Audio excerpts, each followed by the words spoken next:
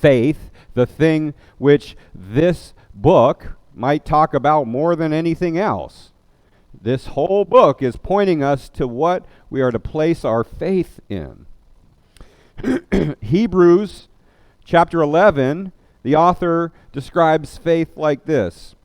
It is being sure of what we hope for and certain of what we do not see. Being sure of what we hope for and certain of what we do not see. Make sense? You guys are good, because it's taken me about 10 years to figure out what this guy's talking about. It's like, that's like a brain twister.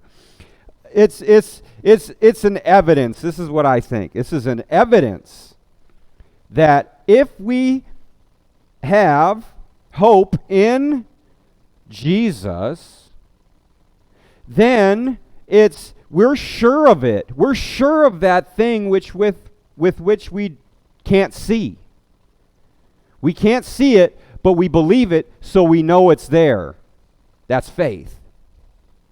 Faith, as Glenn mentioned, in general is trusting in something or someone that they can do what it is we're hoping they can do. So if we are wanting to get to the grocery store, we're hoping, we're trusting in our vehicle to get us there. Most of us, unless you live close enough to walk. But we're trusting that if we get into the car, turn on the ignition, that vehicle's going to take us to the grocery store. You might have heard it put where in a chair. You might have heard the illustration of a chair.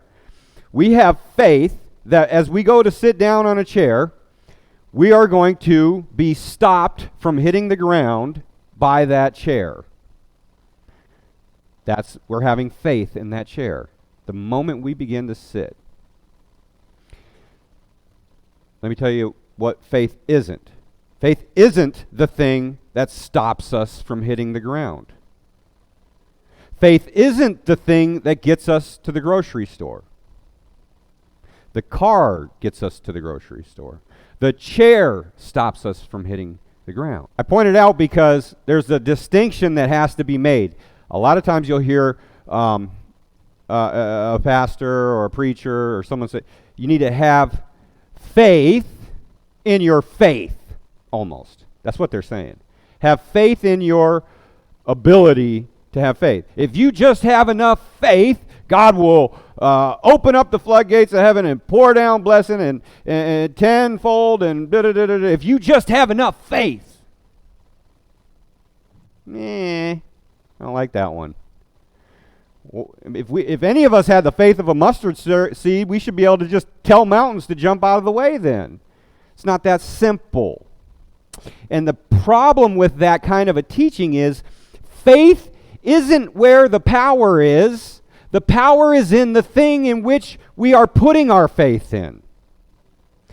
So when it comes to faith in Jesus Christ, it's Jesus that can save us, not our faith. Our faith is evidence. It's there. It's evidence of the thing that we're hoping for and all that. But it's Jesus that saves us, that's saving us. And I point it out because it's really, really freeing to understand that. Because when we have faith in our faith, or when we trust in our faith,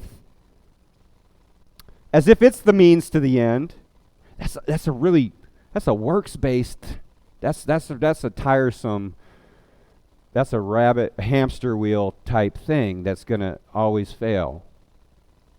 It has to be the thing we're trusting in.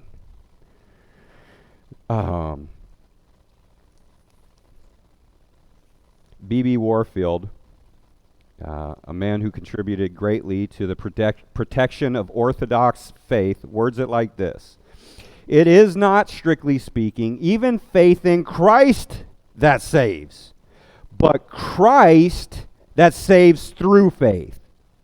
The saving power resides exclusively not in the act of faith or the attitude of faith or the nature of faith, but in the object of faith. And in this, the whole biblical representation centers so that we could not more radically misconceive it than by transferring to faith even the smallest fraction of that saving energy, which is attributed in the Scriptures solely to Christ himself. Do you see how freeing it is to trust, to know that because our faith is in him, he's saving us. He's saving us. We're not saving us.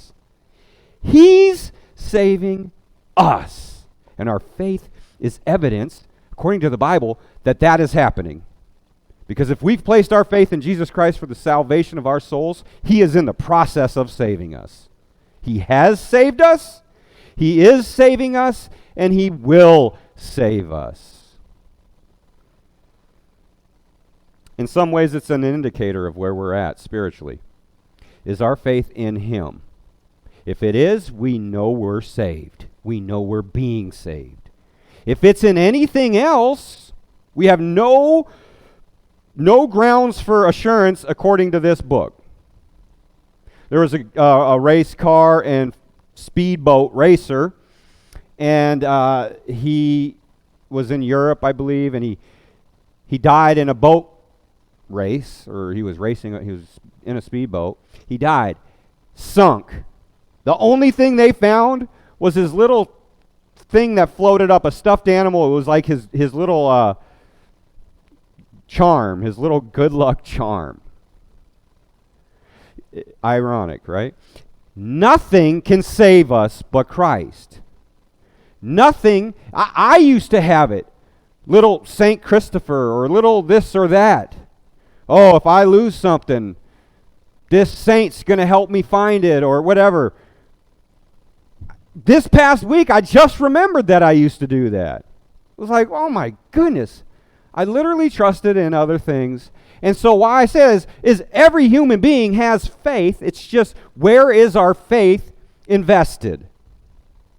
Because only one has the true power, and that is Christ. Do you want to know if you're saved? If you're going to be saved? If you're going to have life after death? Who are you trusting in?